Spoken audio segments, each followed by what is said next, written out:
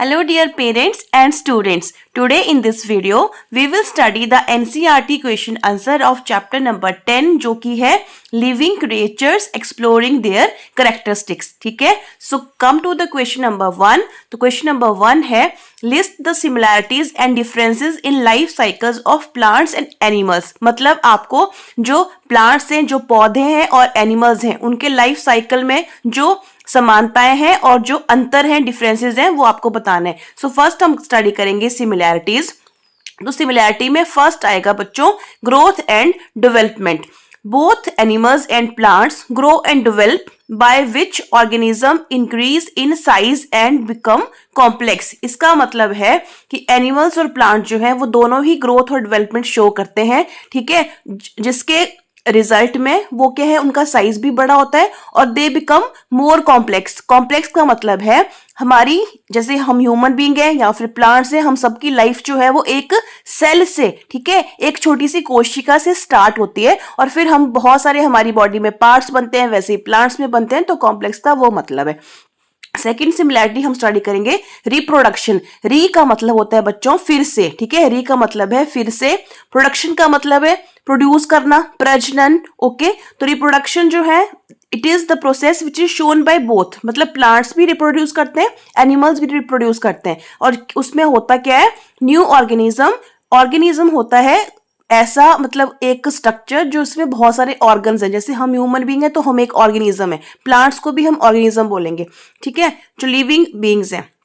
सो इसमें रिप्रोडक्शन में क्या है, न्यू ऑर्गेनिज्म बनता है. किससे? From the existing one. जो पहले से ही मौजूद है इस अर्थ पे, उनसे नया ऑर्गेनिज्म बनना, उसको बोलते हैं रिप्रोडक्शन. तो ये सिमिलैरिटी हो गई. अब हम आएंगे डिफरेंसेस पे. तो डिफरेंसेस में फर्स्ट है मूवमेंट्स. ठीक है, बचपन से हम स्टडी करते आ रहे हैं कि प्लांट्स जो है वो क्या करते हैं, वो लोकोमोट नहीं करते, मतलब एक जगह से दूसरी जगह वो मूव नहीं करते. यही होता है ना. सो प्लांट्स में मूवमेंट्स में क्या लिखेंगे आप, they respond to environment. Environment की जो स्टिमुलस है, लाइक ओपनिंग फ्लावर. आपने देखा होगा जो फूल हैं वो ओपन होते हैं, फिर वो क्लोज होते हैं. ठीक है, ग्रोइंग टुवर्ड्स लाइट. कोई भी प्लांट है या फ्लावर है वो लाइट की तरफ ग्रो करता है, तो वो उस प्लांट की क्या है, रिस्पॉन्स है एनवायरनमेंट के लिए. मतलब हल्की फुल्की मूवमेंट है but there is no locomotion. और एनिमल्स के केस में आप बच्चे क्या लिखेंगे, एनिमल्स जो है they locomote and more active उनका बिहेवियर होता है. ठीक है, सो नेक्स्ट आता है जो डिफरेंस है बच्चों, वो है न्यूट्रिशन का. सेकंड पॉइंट का डिफरेंस क्या है, न्यूट्रिशन. तो प्लांट्स जो है वो ऑटोट्रॉपिक होते हैं. ऑटोट्रॉपिक का मतलब है, ऑटो का मतलब होता है सेल्फ और ट्रॉफिक का मतलब होता है नरिशमेंट. मतलब जो प्लांट्स हैं वो अपना नरिशमेंट खुद करते हैं. ठीक है, वो फोटोसिंथेसिस के प्रोसेस से अपना फूड जो है वो स्वयं बनाते हैं. और एनिमल्स के केस में यू विल राइट हिट्रोट्रॉफिक है. हिट्रो का मतलब होता है अदर, हिट्रो मीन्स अदर, और ट्रॉफिक का समझ में आ गया, नरिशमेंट या न्यूट्रिशन. तो ये जो एनिमल्स हैं they depend on others for food. ये अपना जो फूड है वो खुद नहीं बना सकते. सेकंड आता है, थर्ड पॉइंट है लाइफ स्टेज. तो जो प्लांट्स है उनका लाइफ स्टेज जो है साइकिल इस तरह से चलता है. सीड होता है पहले, वो जर्मिनेट करता है, जर्मिनेशन, फिर वेजिटेटिव ग्रोथ होता है प्लांट्स के पार्ट की. उसके बाद आता है बच्चों फ्लावरिंग. फूल जो है वो खिलते हैं प्लांट्स के ऊपर और बाद में फ्रूट बनते हैं. फ्रूट के अंदर सीड होते हैं जो फिर से नया प्लांट बनाएंगे.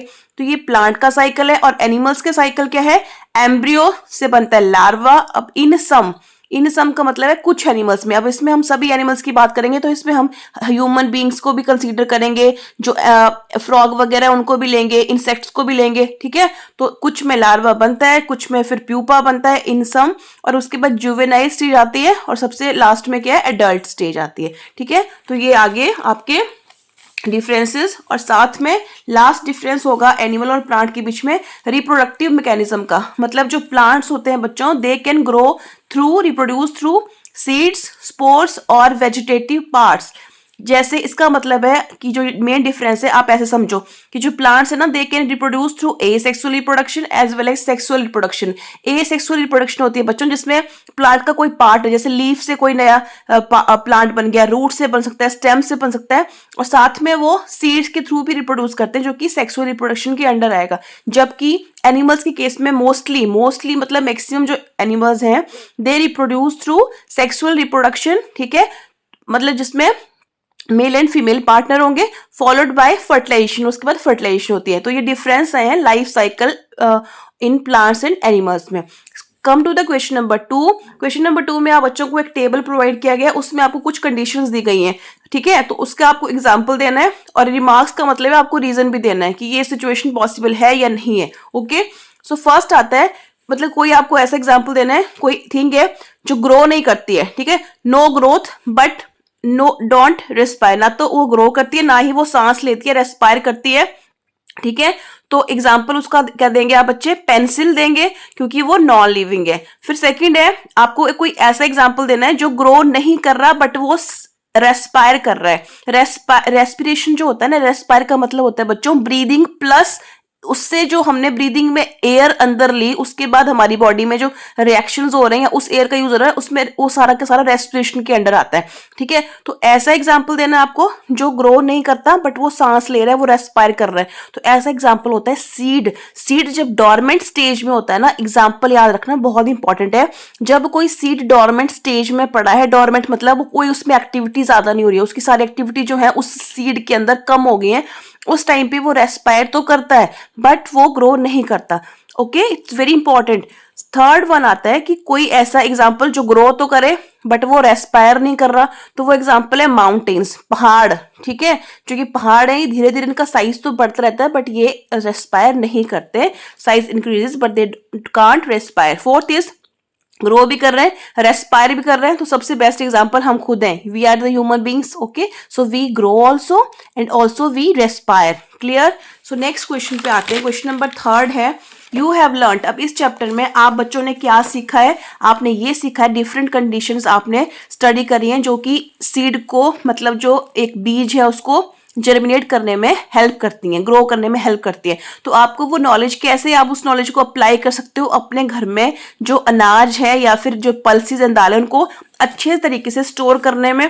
तो you will simply write, we can use following ways to ensure proper storage of pulses and grains. कैसे, आप एयर टाइट कंटेनर यूज करेंगे तो क्या होगा, जो एयर एक्सपोजर है पल्सेस और ग्रेन्स का वो लिमिट हो जाएगा, और हमें पता है कि एयर जो है वो चाहिए जनरेट करने के लिए, तो हमने उनका एयर से कनेक्शन काट दिया। कैसे, एयर टाइट कंटेनर में उनको यू पैक करके। सेकंड है, आपने उनको कूल स्टोरेज देनी है सो दैट कोई भी बायोलॉजिकल प्रोसेस जो है वो स्लो डाउन हो जाए, वो जर्मिनेट ना कर पाए। थर्ड वन है बच्चों कीप ड्राई, ठीक है, क्योंकि जो ड्राई एनवायरनमेंट है वो किसको प्रिवेंट करेगा, मॉइस्चर को। और अगेन हमने ये चैप्टर में सीखा है कि जो मॉइस्चर है ना वो जर्मिनेशन के प्रोसेस को स्पीड अप करता है। तो अगर मॉइस्चर ही नहीं हम उसको दे रहे तो वो जो है अपने आप वो सेफ रहेंगे, ठीक है, हमारे पल्सेस भी और ग्रेन्स भी। Come to the question number 4। Fourth question में आपसे ये पूछा गया है कि इस चैप्टर में यू हैव स्टडीड दैट जो फ्रॉग का टैडपोल है उसमें टेल होती है, ठीक है, उसमें पूंछ होती है, बट जो एक्चुअल में फ्रॉग की जो पूरी बॉडी डेवलप होती है, मतलब जो फ्रॉग आपने देखा उसमें टेल नहीं होती। तो जो टेल टैडपोल स्टेज में थी ना, उसका क्या उसकी लाइफ में इंपॉर्टेंस है उस स्टेज पे, ठीक है। तो you will write the tail in the tadpole stage provide. जो टेल क्या करती है, वो करती है टैडपोल स्टेज में प्रोवाइड करती है स्विमिंग एबिलिटी, ठीक है। स्विमिंग एबिलिटी मतलब उसको स्विम हेल्प करती है टैडपोल को, it help the tadpole to swim properly in water. और सेकंड है स्टेबिलिटी प्रोवाइड करती है और बैलेंस प्रोवाइड करती है। कौन, टेल, कब, टैडपोल स्टेज पे। It help in maintaining balance while moving in water. Then come to the question number 5 जो कि है बच्चों कि चरण और चारू ये दो बच्चे हैं, ठीक है। तो जो चरण है वो कह रहा है कि जो लकड़ी का लॉग है, जो लकड़ी का एक टुकड़ा है वो क्या है, वो नॉन लिविंग है। क्यों, क्योंकि वो क्या कर रहा है, वो मूव नहीं कर रहा, इसलिए वो नॉन लिविंग है। जबकि चारू जो है वो उसको काउंटर करती है, काउंटर मतलब उसके अपोजिट बोलती है कि भले ही वो मूव नहीं कर रहा बट स्टिल वो लिविंग है, क्योंकि वो कभी ना कभी क्या था, वो जो लॉग है वो लकड़ी से बना हुआ है और जो वुड है वो it is a part of tree, trees होती हैं लिविंग, है ना, पेड़ पौधे तो लिविंग ही होते हैं।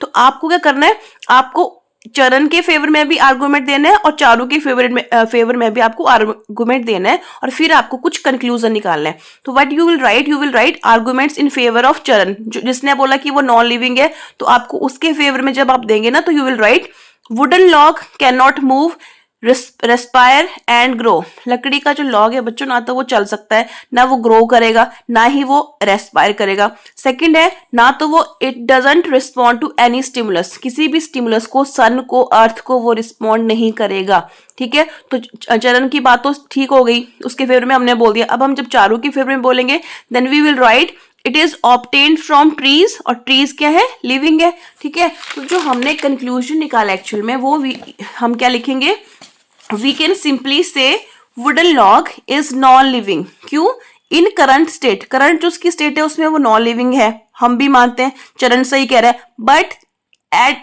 But it was once a part of living thing, पर कभी ना कभी वो जो था वो लिविंग थिंग जो कि ट्री है उसका पार्ट रहा होगा। ठीक है, तो ये हमने कंक्लूड करा। Come to the question number 6 of this chapter. What are the similarities and distinguishing features in the life cycle of a mosquito and frog? एक मेंढक है और एक मच्छर है, उनके लाइफ साइकिल में क्या सिमिलैरिटी और क्या अंतर है वो अब आपको लिखने हैं। तो you will first write similarity. Similarity में क्या है, both lives start as eggs, दोनों की जो लाइफ है वो एक एग से स्टार्ट होती है। सेकंड है, बोथ शो मेटामॉर्फोसिस। ये जो मेटामॉर्फोसिस टर्म है इट इज वेरी इंपॉर्टेंट, ये आपको हायर क्लासेस में भी मिलेगी पक्का से बच्चों। मेटामॉर्फोसिस का मतलब होता है इनडायरेक्ट डेवलपमेंट, अलग अलग स्टेजेस आएंगी। ठीक है, जो छोटा सा बेबी होगा वो बड़े बिग बेबी को रिजेंबल नहीं करता मेटामॉर्फोसिस में, तो वो होता है मेटामॉर्फोसिस।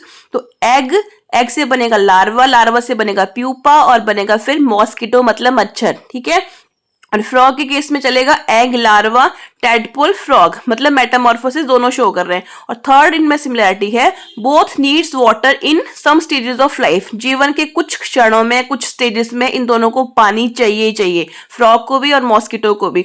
अब ये तो आ गई सिमिलरिटी, अब हम बात करेंगे डिस्टिंग्विशिंग फीचर्स की। तो वो है, जो मॉस्किटोज हैं दे आर टेरेस्ट्रियल। टेरेस्ट्रियल होता है बच्चों जो लैंड पे अपना लाइफ स्पैन बिताते हैं, जो ज्यादातर धरती के ऊपर ही रहते हैं, उनको बोलते हैं टेरेस्ट्रियल। तो मॉस्किटो जो है दे आर टेरेस्ट्रियल, जबकि जो फ्रॉग्स है ना दे आर एम्फीबियंस। एम्फीबियंस आपने पढ़ा होगा पक्का ईवीएस में, आपके छोटी क्लासेस में एम्फीबियंस होता है जो दोनों में रहते हैं, लैंड पे भी और वाटर में भी। क्लियर।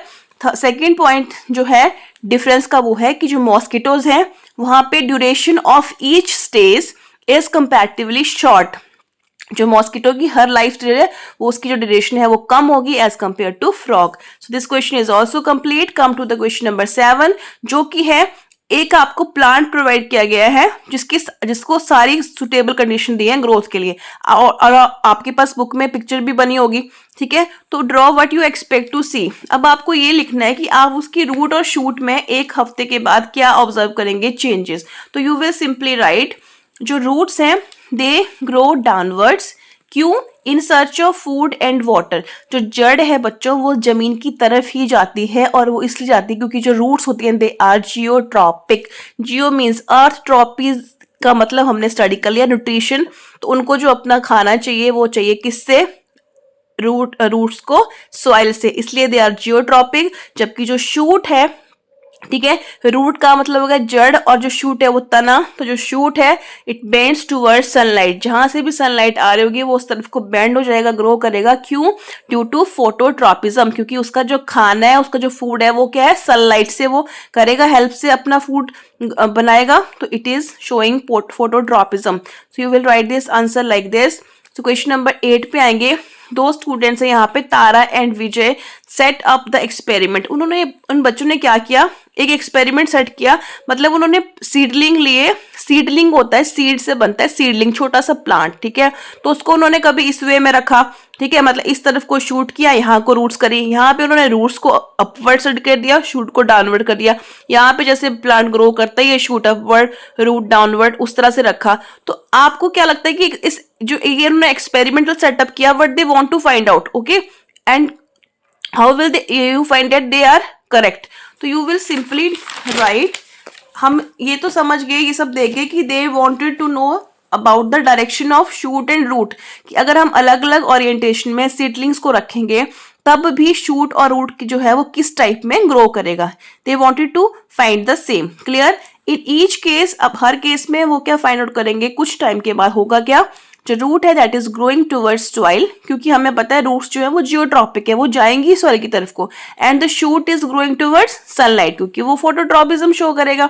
क्लियर? तो ये वाला क्वेश्चन पहले वाले से मिलता जुलता ही है, ठीक है, इजी है। लास्ट क्वेश्चन इस चैप्टर का है बच्चों, you have to design an experiment to check what is the effect of temperature on seed germination, की तापमान जो है टेम्परेचर उसका सीड जर्मिनेशन से कोई लेना देना है या नहीं है। तो उसके लिए आपको एक एक्सपेरिमेंट डिजाइन करना है, और जब भी आप एक्सपेरिमेंट डिजाइन करेंगे ना, ये बात याद रखना, हायर क्लासेस में भी, इवन 11th 12th में भी यही पैटर्न होता है कि एक्सपेरिमेंट आपका इन स्टेप्स को फॉलो करता है। एक आपका एम होता है, मतलब आपका लक्ष्य क्या है। सेकंड है आपको मटेरियल्स क्या क्या चाहिए, मटेरियल्स रिक्वायर्ड। थर्ड आप प्रोसीजर फॉलो करेंगे कि आपको स्टेप्स क्या करने हैं। फोर्थ पे आता है बच्चों ऑब्जर्वेशन, कि आपने उस एक्सपेरिमेंट में ऑब्जर्व क्या किया। और सबसे लास्ट में आप लिखते हो कंक्लूजन, कि आपने क्या कंक्लूड करा बाय दिस एक्सपेरिमेंट। तो first come to the aim, और एम हमारा वही है जो क्वेश्चन में गिवन है, experiment to check the effect of temperature on seed germination, ये कर लिया। मटेरियल हमें चाहिए क्या, 2, मैंने यहाँ पे 2 लिखा था but actually we want more than 2, okay. तो you will simply write identical pots, आपको मोर देन 2 लिखने की जरूरत नहीं, you will simply write identical pots आपको चाहिए 3-4, ठीक है। उसके बाद आपको चाहिए सॉइल, सीड, थर्मोमीटर्स भी चाहिए। Third one is different temperature controlled environment, ठीक है, मतलब अलग अलग, जैसे फ्रिज भी हो सकता है आपके, जैसे आजकल विंटर है तो सनलाइट कर सकते हो, एक वो दे दिया। फिर अपने घर के किसी कोने में जहाँ पे बिल्कुल ठंडा है वो दे दिया, या फिर एक नॉर्मल टेम्परेचर वाला रूम होगा वहां दे दिया। और प्रोसीजर में आपको करना क्या है बच्चे, you will do fill each pot with same type of soil, same type चाहिए क्योंकि हमें सॉइल का चेक नहीं करना, हमें करना टेम्परेचर का रिजल्ट। तो सॉइल जो होगा वो सेम टाइप की सॉइल हमने ली और सभी जो हमारे पॉट थे उनको उस मिट्टी से भर दिया। सेकंड में क्या करना आपने, plant seed in each pot, her pot में आपने सीड को प्लांट कर दिया। थर्ड में place each pot in different temperature condition, जो सबसे इंपॉर्टेंट है और वही हमारा एक्सपेरिमेंट है, लाइक कोल्ड पे रख दिया, रूम टेम्परेचर पे रख दिया और वार्म में रख दिया, मतलब 3 आपने उसको अलग अलग कंडीशन दे दी सीड को ग्रो करने के लिए, ठीक है। और वाटर ईच पॉट इक्वली, पानी सबको सेम देना है। और फिर आपको क्या करना है, you have to record the number of seeds germinated in each pot daily for 2 weeks, 2 हफ्ते तक लगातार आपको नोटिस करना है कि सीड उस पर किस टाइप से ग्रो कर रहे हैं अलग अलग कंडीशंस पे, ओके। तो what will you will observe that compare the rate of germination, किस तरह से किस स्पीड से वो ग्रो कर रहे हैं और कैसे उनकी ग्रोथ हो रही है, वो आपको हर केस में ऑब्जर्व करना है। और फाइनली आपने क्या कंक्लूड करोगे आप, on the basis of observation determine the optimal temperature for seed generation. और डेफिनेटली आपका वो वाला सीड अच्छे से ग्रो करेगा जिसको प्रॉपर सनलाइट भी मिल रही होगी, क्योंकि sunlight is very important for any plant to grow. This is all about the question answer of chapter number 10। Thanks for watching.